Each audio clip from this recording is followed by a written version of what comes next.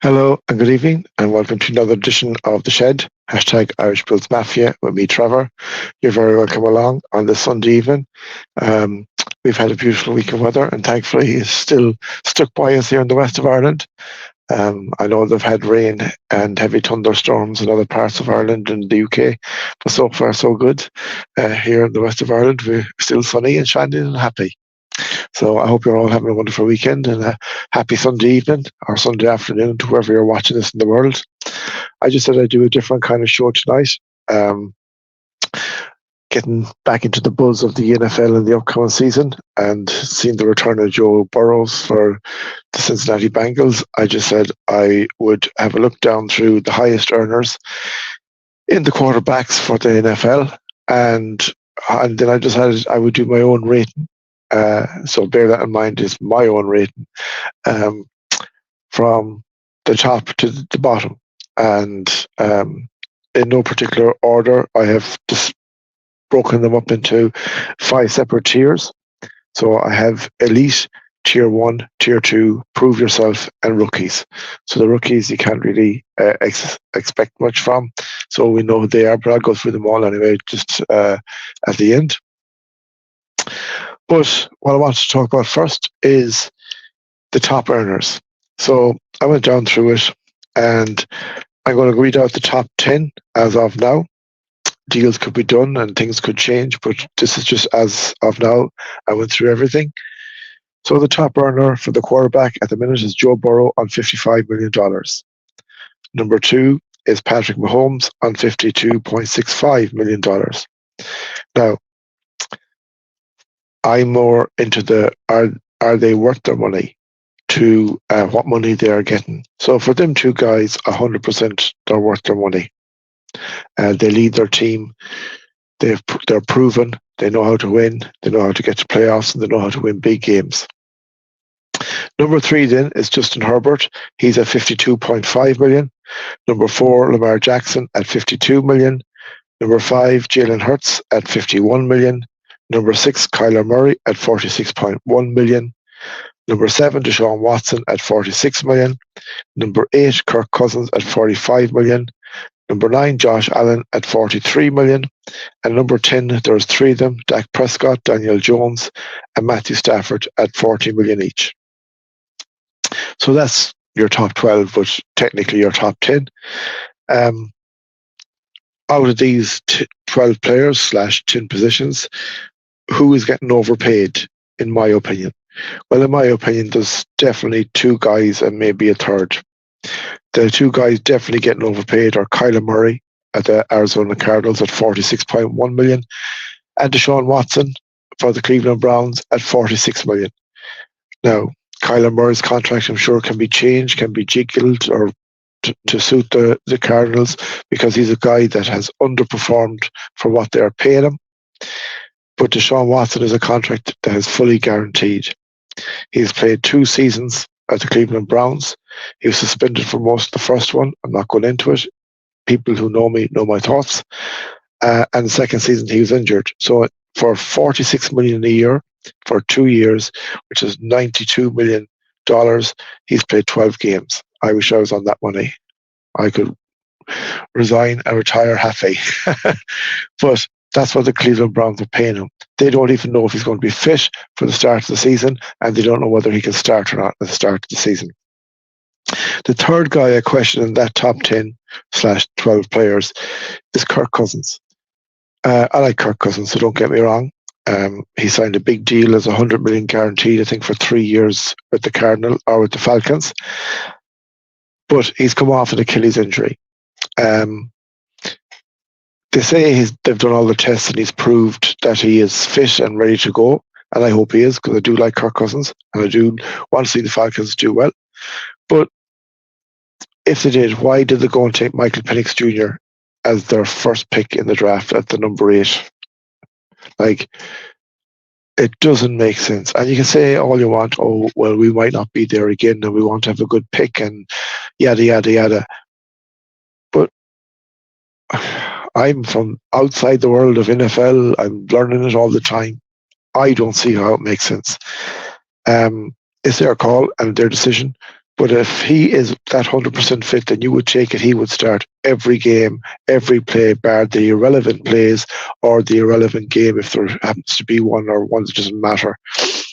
And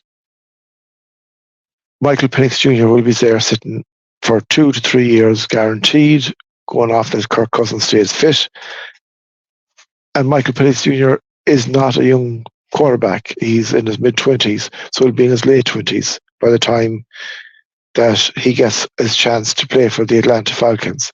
It's something that I don't see as of the picture we can see now that suits Michael Penix or Kirk Cousins, because he's always going to be watching over his back, which will cause tension. Now, yes, you want your backup quarterback to be able to come in and make the plays when time is right, but you don't want it to be some rookie that might come in and never come out. You'll always know if you're the number one quarterback, well, if I hurt my toe, my nose, whatever, concussion, I'm out for a week or 2 weeks max or 3. When I get fit, I'm back in and that's it. If a rookie quarterback gets in and he starts playing well, then all of a sudden you're going, hey, am I going to get a chance? So this is more nothing against Kirk Cousins. Good luck to him. He has proven his stint in the NFL that he is a very good quarterback. This is more to do with the Falcons for giving him that money. If he is that going to be that fit and going to be good to go, and then why did you take Michael Penix Jr.? You need a lot more boosting in other areas when you have that quarterback already got. And yes, I know the story of the spun, and it does make sense to a point, but it doesn't make sense to a point either. But anyway, that's my thoughts on that. At number 10, then there's 3 of them. There's Dak Prescott. I'm not a Dak fan, but in fairness to Dak Prescott, his last 2 years, I think it's 12-5 and brought him to the playoff. Didn't win, but he is a proven winner for the Cowboys in the regular season. Daniel Jones, it's a lot of money, and again, coming back off an injury, who knows? And Matthew Stafford, 100%. This guy is worth every cent. He's proven it. He's won the Super Bowl. He got injured. He could have lied down, retired, got away. No one would have said anything. He didn't. He came back, and he had a brilliant season last year for the Rams. And I think the Rams are going to go a bit further this year in the NFC. After that, then 13 is Aaron Rodgers and Derek Carr. They're both at 37.5 million. Jared Goff is on 33.5 million. Again, worth it. Aaron Rodgers, it's a lot of money for a 40-year-old man who comes off an Achilles injury, no more than Kirk Cousins. But only time will tell. Derek Carr, he is a very good quarterback, but he's not elite. Baker Mayfield, 33.3. Geno Smith, 25 million. Jordan Love, 13.5. And then you're going down into the lesser quarterbacks and the rookie quarterbacks with their deals after that.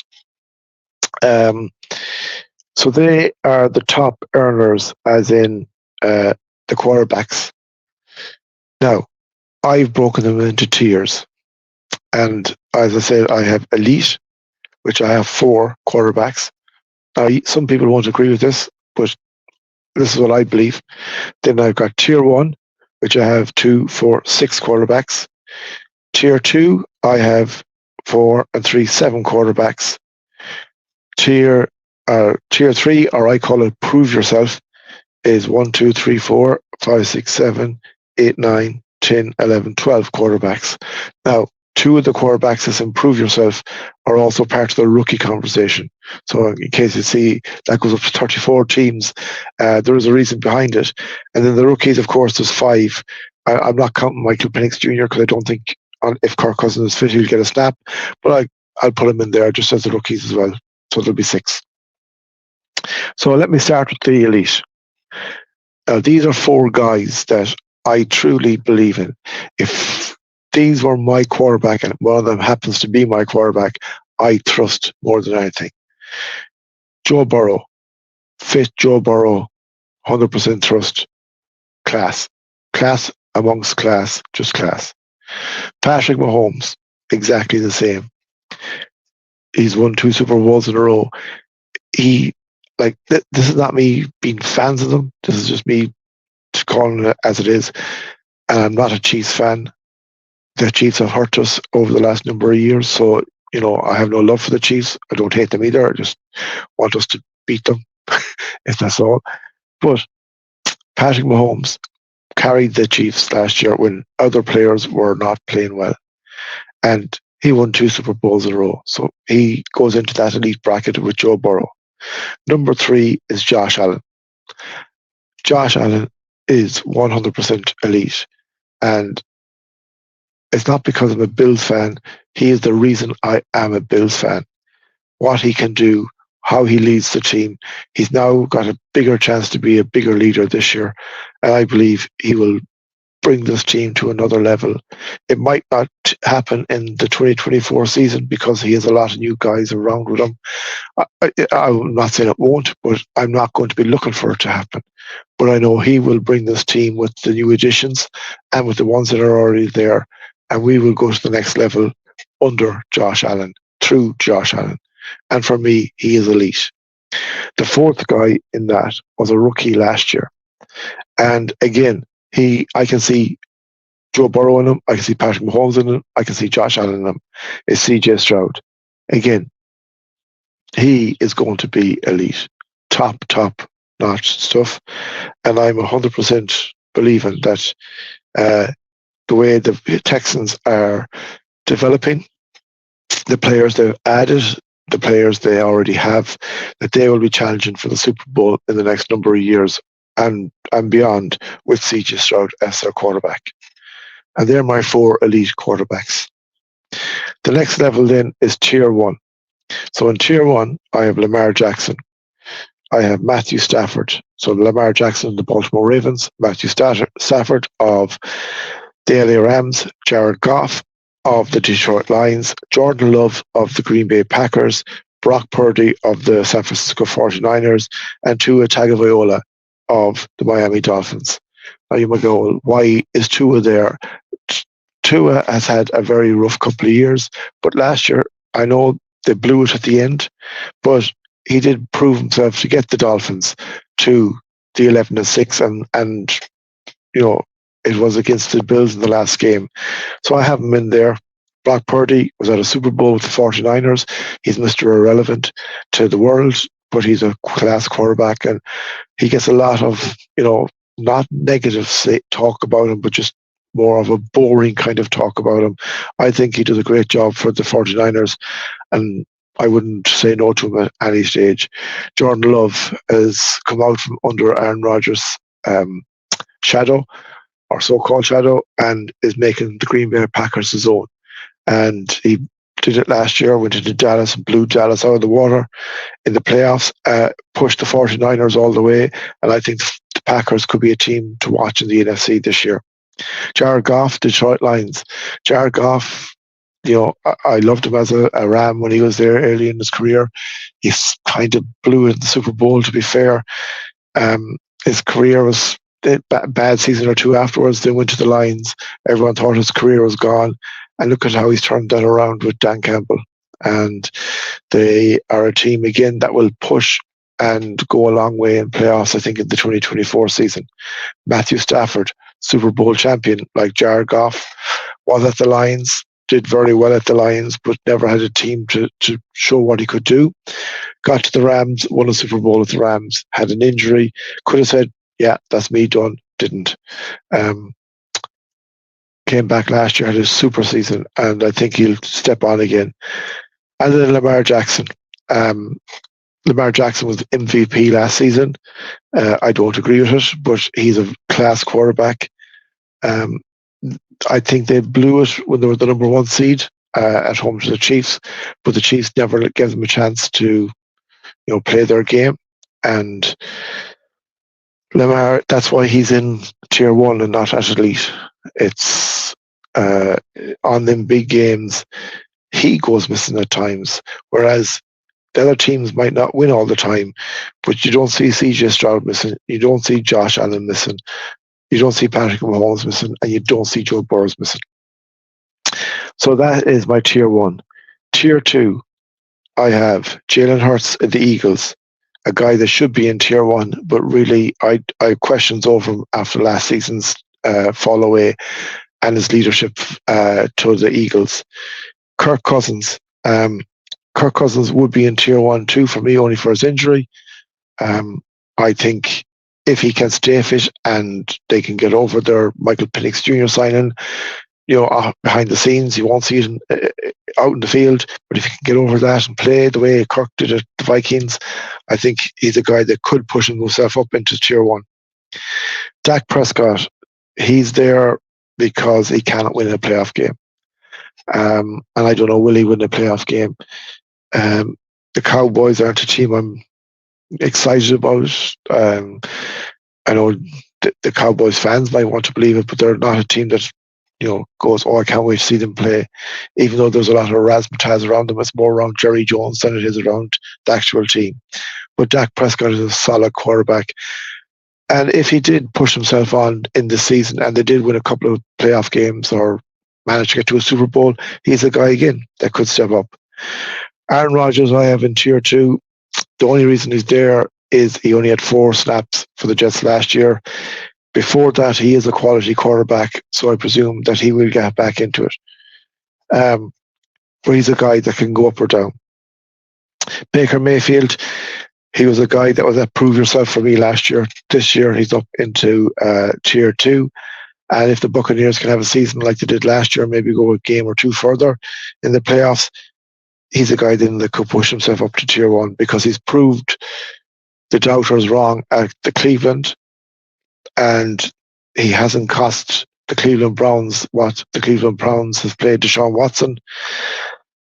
And I just think that if he can do it this year, that would have been 2 seasons. He would have consistently done it for the Buccaneers, and people can, get off him a bit and enjoy what Baker Mayfield can do for the football team. Then I have Trevor Lawrence at the Jags. This is a guy that people sort of ooh and wah about. I don't. He's a very good quarterback, but he's not a tier 1. He's also a guy that if he doesn't have a good season this year for the Jaguars, that could fall down and to prove yourself for me. This is a pivotal season for Trevor Lawrence and the Jaguars. And finally, in my tier 2 is either or Justin Fields or Russell Wilson at the Steelers. Both of these guys were brought in. Justin Fields was coming from the Bears, where they let him go and got Caleb Williams. And Russell Wilson was let go from the Broncos. The Broncos are paying $38 million, and the Steelers are paying $1.2 million. Now, a lot of people think Russell Wilson will start, and maybe he will, but I think Justin Fields is a way better quarterback. And by the end of the season, I think fitness, staying healthy, Justin Fields will be starting quarterback for the Pittsburgh Steelers. So that's my tier 2. Now I'm into prove yourself, and you'll say there's a lot of big names, and there is. And here goes number 1, Justin Herbert, the Chargers. He needs to prove himself. He's the 3rd highest paid quarterback in the NFL, and he ain't the 3rd highest quarterback for me in the NFL, or not even close. Yes, Harbour has gone to the Chargers this year, and they will have a new setup. It may suit him. You might see a better Justin Herbert, but he's a guy that's, for me, performing well below what he should be. Then the 2 frauds for me in the quarterback payment, and they're in the prove yourself, is Kyler Murray of the Arizona Cardinals and Deshaun Watson of the Cleveland Browns. These guys are getting paid an awful lot of money and are not delivering what they should be. Yes, 2 of them have had injury issues, but the money they're on, the games that they play, they need to be shown an awful lot more and more consistency and able to keep themselves fit. So again, a big year. They're, for me, in the bottom tier, because the rookies is not a tier, it's just that they are rookies. Daniel Jones at the Giants. He's on big money. He's coming back from an injury, but he needs to prove himself. Derek Carr at the Saints needs to prove himself. Huge money again. I wasn't impressed with him last year. Geno Smith at the Seahawks. Geno Smith had a super year 2 years ago. Last year it wasn't great, and I think Geno's back to proving himself again. Then you can go either or Gardner Minshew or Aidan O'Connell at the Raiders. Now, Gardner Minshew did prove himself at the Indianapolis Colts last year. He got them to a brilliant season. But my but is he's now gone to the Raiders, and the Raiders are a team that are a sort of, Max Crosby is there, but they don't have many other Max Crosbys. So they need to turn it on because it's a huge franchise that has under-delivered for years and years and years.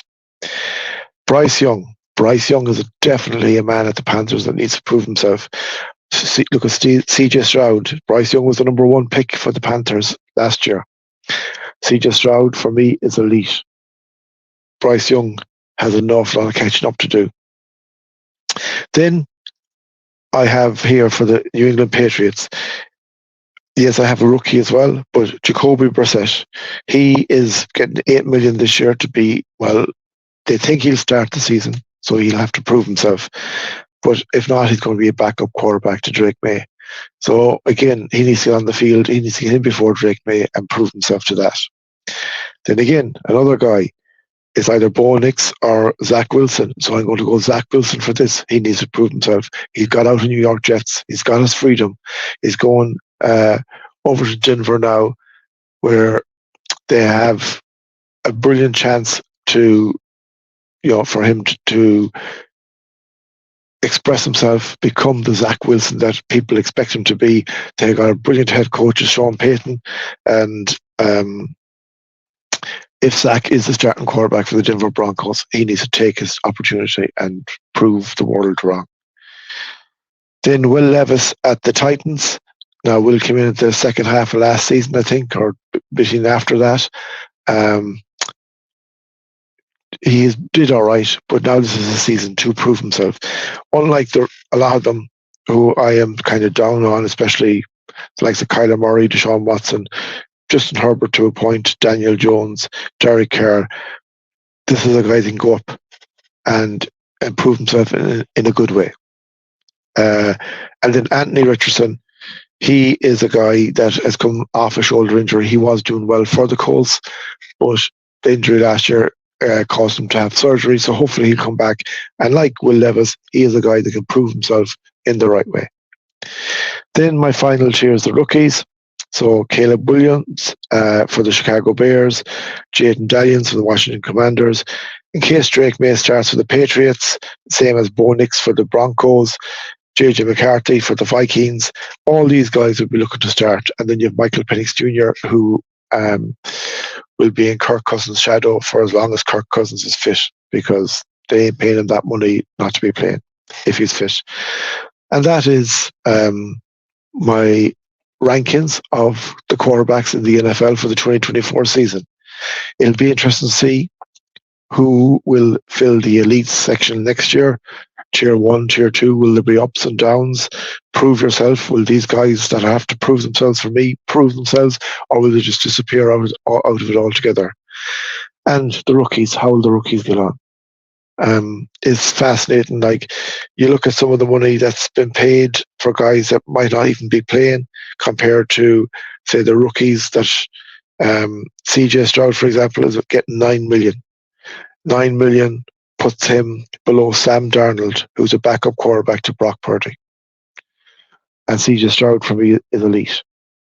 So, the money thing, I think, doesn't concern me, because teams can afford to pay it. It's the players who want to play, the players who perform. Like, yes, in the elite 1 and 2 are elite. Number 9 is elite. Number 26 is elite, as in the payment structure. But number 3 is prove yourself. And yes, this man, Justin Herbert, has to prove himself in 2024.